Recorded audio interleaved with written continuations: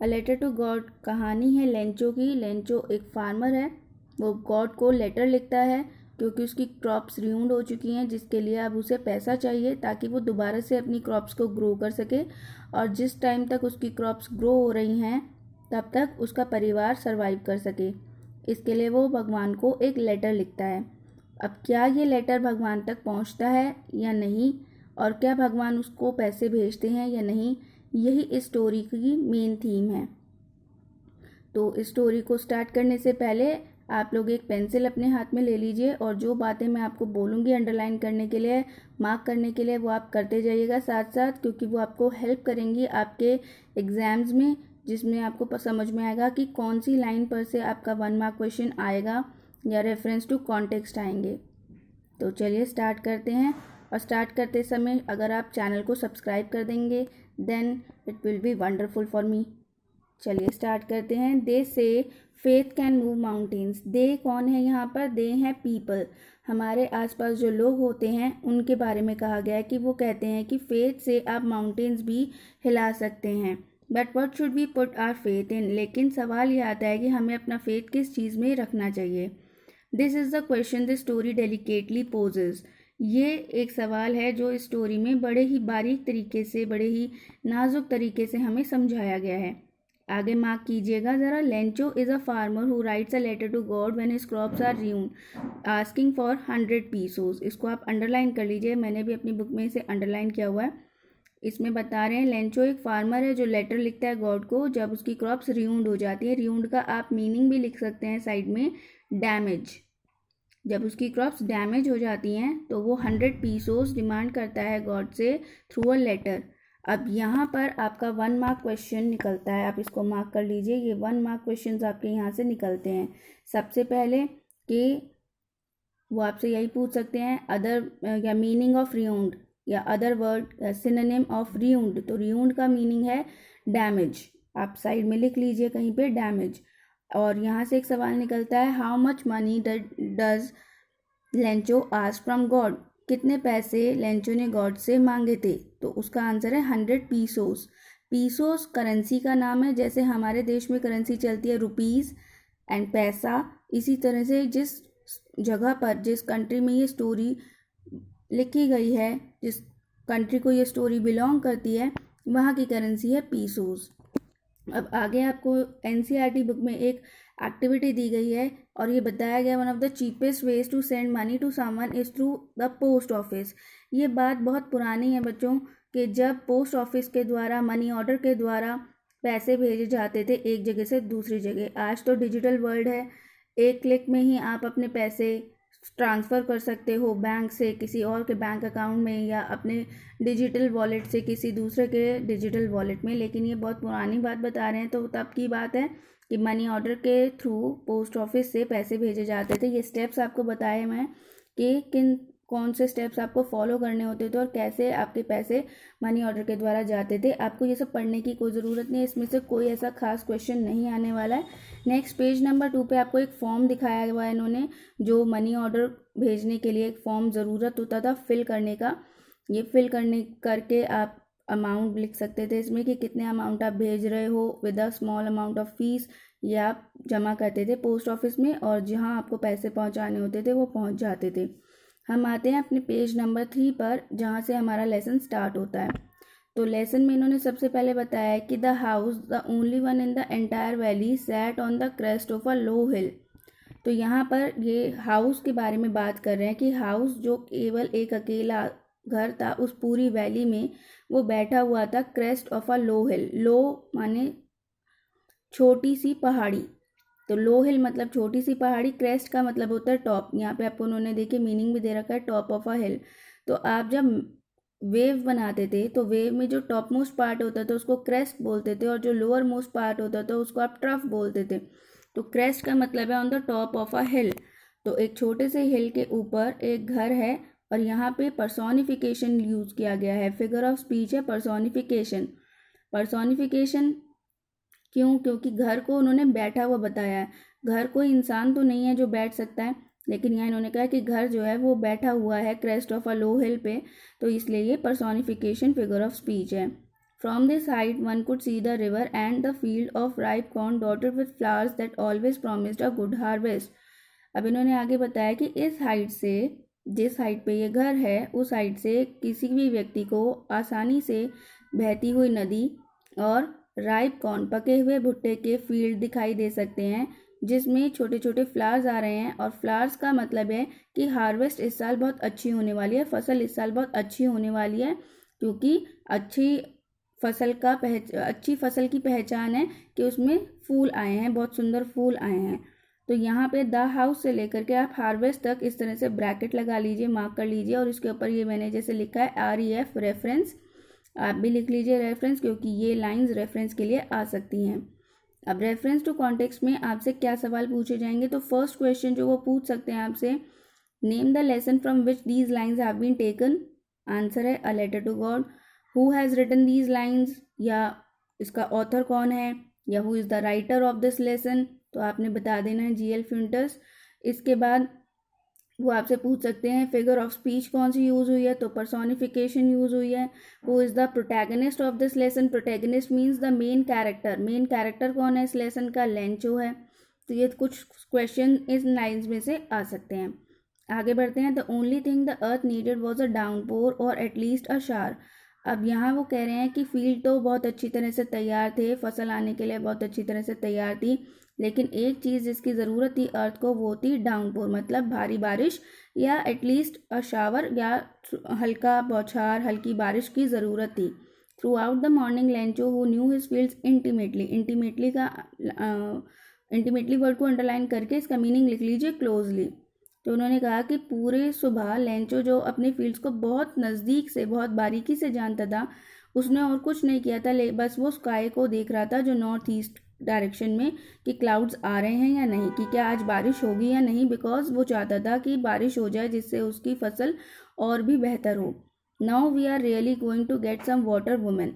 अब ये लाइन किसने बोली है, देखिए ये इन्वर्टेड कॉमास में है। ये लाइन इन्वर्टेड कॉमास का मतलब होता है कि डायरेक्ट स्पीच में है, यानी ये वर्ड्स लेंचो ने अपनी वाइफ से बोले हैं। विमेन मीन्स हिज वाइफ, ये उसने अपनी वाइफ से बोले हैं। और आगे कह रहे हैं the women who was preparing supper, supper का मतलब होता है डिनर, रात का खाना, रिप्लाइड येस गॉड विलिंग। तो यहाँ पर ये सवाल आपसे पूछा जा सकता है, who said these words to whom. Now we are really going to get some water women, who said these words to whom, तो आंसर आएगा Lencho said these words to his wife. उसके बाद the older boys were working in the field while the smaller ones were playing near the house until the women call to them come for dinner, it was during the meal. तो हुआ ये कि जो बड़े बेटे थे इनके, वो तो फील्ड में काम कर रहे थे, और जो छोटे बेटे थे वो घर के आसपास खेल रहे थे, और इसकी वाइफ ने उन सबको आवाज़ लगाई कि चलिए सब लोग डिनर कर लेते हैं। अब मील मतलब खाना खाते वक्त, जस्ट एज लेंचो प्रिडिक्टेड, जैसा कि लेंचो ने पहले से ही प्रिडिक्ट कर लिया था, पहले से ही इस बात को महसूस कर लिया था कि big drops of rain began to fall. तो जैसे कि उसने कहा था कि आज बारिश होने वाली है, अपनी वाइफ को पहले ही कह दिया था, तो जब ये लोग रात का खाना खा रहे थे तब बड़े बड़े बारिश के बूंदें गिरने लगी। In the north east huge mountains of clouds could be seen approaching. North east direction में बड़े बड़े बादलों के पहाड़ दिखाई दे रहे थे इनकी तरफ आते हुए। अप्रोचिंग मीन्स आते हुए, इनकी तरफ आते हुए। एंड माउंटेन्स ऑफ क्लाउड जो है, इसको आप अंडरलाइन कर लीजिए, माउंटेन्स ऑफ क्लाउड इसके आगे लिख लीजिए, ये फिगर ऑफ स्पीच है हाइपरबोल। हाइपरबोल का मतलब होता है कि जब हम किसी चीज़ को बढ़ा चढ़ा कर कहते हैं, बहुत बड़ी बनाकर कह देते हैं किसी बात को, तो उसको हम हाइपरबोल फिगर ऑफ स्पीच बोलते हैं। तो यहाँ इन्होंने कहा कि बड़े बड़े क्लाउड्स आ रहे थे, यानी क्लाउड्स के माउंटेन, क्लाउड्स के पहाड़ आ रहे थे। अब या पहाड़ कैसे हो सकते हैं क्लाउड्स के, इसका मतलब यह है कि बहुत सारे बादल आ रहे थे, बहुत सारी बारिश लेकर, तो इसीलिए उन्होंने उसको बढ़ा चढ़ा के माउंटेन्स ऑफ क्लाउड कह दिया। आगे बढ़ते हैं हम। The air was fresh and sweet, हवा अच्छी थी, फ्रेश थी, खुशबूदार थी, स्वीट थी। तो यहाँ पर एक लाइन आपसे ये दे करके the air was fresh and sweet भी आपसे एक रेफरेंस पूछा जा सकता है। आप इसको इस तरह से ब्रैकेट्स लगा के मार्क कर लीजिए और इसके आगे रेफरेंस लिख लीजिए कि आपसे पूछा जा सकता है एक लाइन दे करके आपसे टिक द करेक्ट ऑप्शन में कि लेसन कौन सा है, राइटर कौन है, यहाँ कौन से एडजेक्टिव्स यूज़ हुए हैं? एडजेक्टिव्स होते हैं डिस्क्राइबिंग वर्ड्स। तो डिस्क्राइबिंग वर्ड्स कौन से यूज़ हुए हैं? Fresh and sweet. और किसे वो डिस्क्राइब कर रहे हैं? एयर को डिस्क्राइब कर रहे हैं कि एयर कैसी थी। The man went out for no other reason than to have the pleasure of feeling the rain on his body. The man कौन है यहाँ पे? लेंचो। तो लेंचो की बात कर रहे हैं कि लेंचो अपने कमरे से बाहर निकल के जाता है। कोई खास कारण नहीं है उसके पास बाहर जाने का, सिर्फ वो प्लेजर मीन्स खुशी, वो खुशी फील करना चाहता है, वो बारिश को अपनी बॉडी पे गिरते हुए फील करना चाहता है। And when he return he exclaimed, और जब वो वापस आता है अपने कमरे में तब वो बोलता है these aren't rain drops falling from the sky, they are new coins. Mark कर लीजिए, वो बोलता है कि ये बारिश की बूंदें नहीं हैं जो आसमान से गिर रहे हैं, ये नए कॉइन्स हैं। नए कॉइन्स का मतलब है कि यहाँ ये कहना चाहता है, ये सिंबॉलिक मीनिंग है यहाँ पर बच्चों, आप ध्यान दीजिएगा। सिंबॉलिक मीनिंग किस बात का? वो ये समझाना चाहता है कि इस बारिश के बाद जो फसल होगी वो बहुत अच्छी होगी। जब इस फसल की कटाई करके ये उसे मार्केट में बेचेगा तो उसको बहुत सारे पैसे मिलेंगे, और वो पैसों से इसका जो भी प्रॉब्लम होगी, जो भी इसका घर परिवार है, वो बहुत अच्छे से चल जाएगा। तो इसीलिए यहाँ पे रेन ड्रॉप्स को कंपेयर किया गया है न्यू कॉइन्स के साथ। अब यहाँ पर आपका फिगर ऑफ स्पीच हो गया है मेटाफर, क्योंकि रेन ड्रॉप्स को कॉइन से कंपेयर किया गया है। अब आगे की लाइन भी अंडरलाइन कीजिए। The big drops are 10 cent pieces and the little ones are 5। ये जो बड़े ड्रॉप्स हैं ये 10 सेंट के हैं, और जो छोटे ड्रॉप्स हैं ये 5 के हैं। कहने का अर्थ यही है कि मतलब जितनी अच्छी बारिश होगी, जितनी ज़्यादा बारिश होगी, उतनी अच्छी फसल होगी, उतना अच्छा इनके पास पैसा आएगा। तो ये दीज आंट से लेकर के ये 5 तक आप मार्क कर लीजिए, और इसके आगे रेफरेंस लिख लीजिए, क्योंकि ये भी रेफरेंस के लिए पूछे जा सकती हैं लाइंस।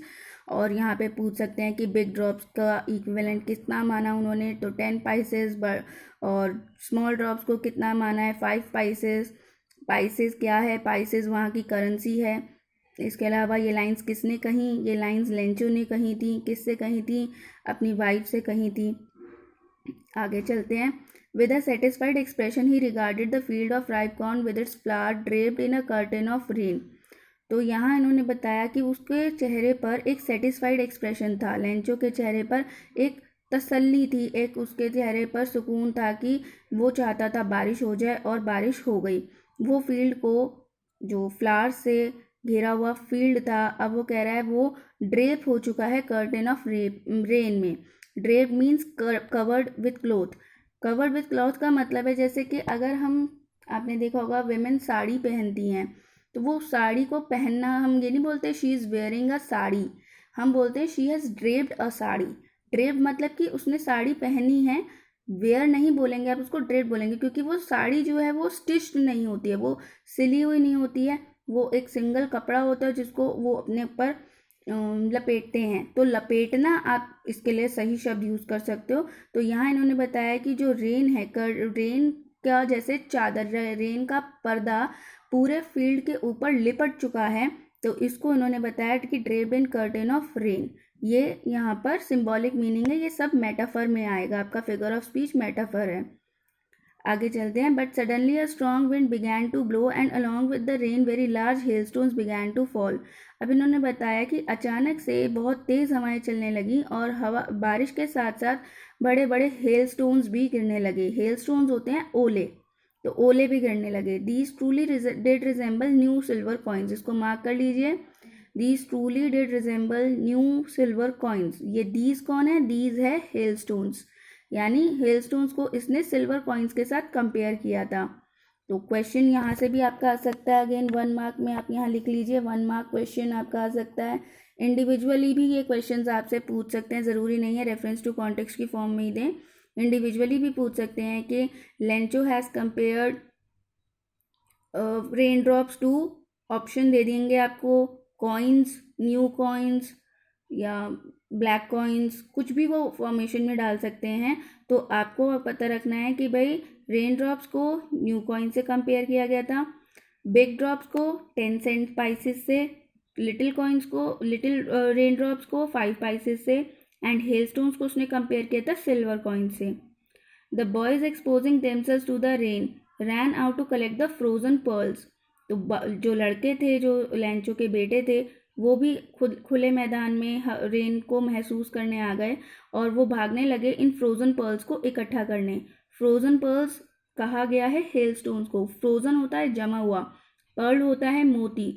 तो जो ओले होते हैं वो जब नीचे ज़मीन पर गिरते हैं तो ऐसे लगते हैं जैसे सफ़ेद मोती गिर रहे हैं। इसीलिए जमे हुए सफ़ेद मोती को, हेलस्टोन्स को जमे हुए सफ़ेद मोती से कंपेयर किया गया। यहाँ पे भी मेटाफर है, figure of speech. It's really getting bad now, exclaimed the man. अब लेंचो को थोड़ा सा डर लगने लगा और उसने कहा कि अब हालात ज़्यादा ख़राब होते जा रहे हैं। I hope it passes quickly. अब इट किसे कहा है? इट कहा है ये जो हेलस्टोन से भरा हुआ मौसम था उसको कहा गया है कि आशा करता हूँ ये जल्दी निकल जाए। It did not pass quickly for an hour, लेकिन वो हेल स्टॉर्म जो था वो जल्दी से नहीं निकला। For an hour the hell rained on the house, लगभग 1 घंटे तक ओले घर के छतों पर गिरते रहे। The garden, the hill side, the cornfield, on the whole valley. ये इन्होंने बताया कि ओले जो थे वो घरों की छतों पर, गार्डन में, हिल साइड में, कॉर्न की फील्ड पे, पूरी वैली में गिरते रहे। ये इतना ज़्यादा इन्होंने बढ़ा चढ़ा के इसलिए बताया है कि ये समझाना चाहते हैं कि कितना उससे डैमेज हुआ होगा इन हेलस्टोन से, कि हेलस्टोन सब जगह थे तो इनसे कितना डैमेज हुआ। The field was white as if covered with salt. इसको भी अंडरलाइन कर लीजिए, यहाँ पे फिगर ऑफ स्पीच है, मेटाफर, कि पूरा जो इसका खेत था वो सफ़ेद हो चुका था जैसे कि सॉल्ट से ढक चुका हो। यानी यहाँ पे हेल को इन्होंने हेलस्टोन्स को सॉल्ट से कंपेयर किया है। Not a leaf remained on the trees. इतने ज़्यादा ओलावृष्टि हुई कि पेड़ों पर एक भी पत्ती नहीं बची। The corn was totally destroyed, जो इसकी फसल थी पूरी तरह से ख़राब हो गई। Flowers were gone from the plants. Lencho soul was filled with sadness. Lencho का पूरा दिल जो था वो दुख से भर गया। When the storm had passed, he stood in the middle of the field and said to his son, a plague of locust would have left more than this. इसको अंडरलाइन कर लीजिए। A plague of locust would have left more than this. इसका क्या मतलब है? जब ये अपने फील्ड के मिडल में खड़ा हुआ है और ये अपने बच्चों से कह रहा है कि इससे तो लोकस्ट होता है टिड्डी दल, जो टिड्डियाँ आती हैं और वो फील्ड में पूरी क्रॉप को बर्बाद कर जाती हैं। तो यहाँ पे लेंचो का कहना ये है कि अगर ओलावृष्टि की जगह टिड्डी दल अगर हमारे फील्ड में आ जाता तो शायद फिर भी कुछ बच सकता था, लेकिन इस नेचुरल डिज़ास्टर ने हमारी पूरी फील्ड को ही बर्बाद कर डाला। और ये जो मैंने आपको कहा था अंडरलाइन करने के लिए, इसके ऊपर आप मार्क कर लीजिए, ये आयरनी है। आयरनी का क्या मतलब है कि जब एक चीज़ हमें पता है कि ये नहीं हो सकता, अगर टिड्डी दल भी आता तो भी उसका फील्ड में डैमेज होता ही होता, लेकिन उसका कहना यह है कि उतना ज़्यादा नहीं होता जितना अब हुआ, पर डैमेज तो होता। तो ये आयरनी है कि वो सोच रहा है कि कम नुकसान होता, उतना ज़्यादा ना होता। The hail has left nothing. Hail की वजह से तो कुछ भी नहीं बचा। This year we will have no corn. That night was sorrowful one, यानी कि वो रात काफ़ी दुख भरी थी। All our work for nothing, there is no one who can help us, will go hungry this year. कि इनका सारा जो मेहनत थी, all their hard work was wasted. अब ये ओरल कॉम्प्रिहेंशन चेकआउट क्वेश्चंस हैं। What did Lencho hope for? He hope for a good rainfall और downpour. Why did Lencho say that the drops were like new coins? ये मैं आपको समझा चुकी हूँ। Because he thought that these rain drops will promise him a good harvest and due to which he will be going to earn a lot of money. How did the rain change? What happened to Lencho's field? Rain changed into a hailstorm, and this destroyed the Lencho's fields completely. Next question है, what were Lencho's feeling when the hail stopped? जब hail रुक गई थी तब Lencho की feeling क्या थी? When the hail stopped, Lencho was feeling very sorrowful, and he had said, या आप लिख सकते हैं, he exclaimed that a plague of locust would have left more than this. तो ये आपके ओरल क्वेश्चंस के आंसर्स हो गए हैं। आगे का चैप्टर मैं आपको एक्सप्लेन करूँगी अपनी नेक्स्ट वीडियो में। टिल दैट अगर आपको ये वीडियो पसंद आई है तो इसको लाइक ज़रूर कीजिएगा, शेयर ज़रूर कीजिएगा और कमेंट सेक्शन में मुझे लिखकर बताइएगा कि आपको ये वीडियो कैसी लगी। Thank you.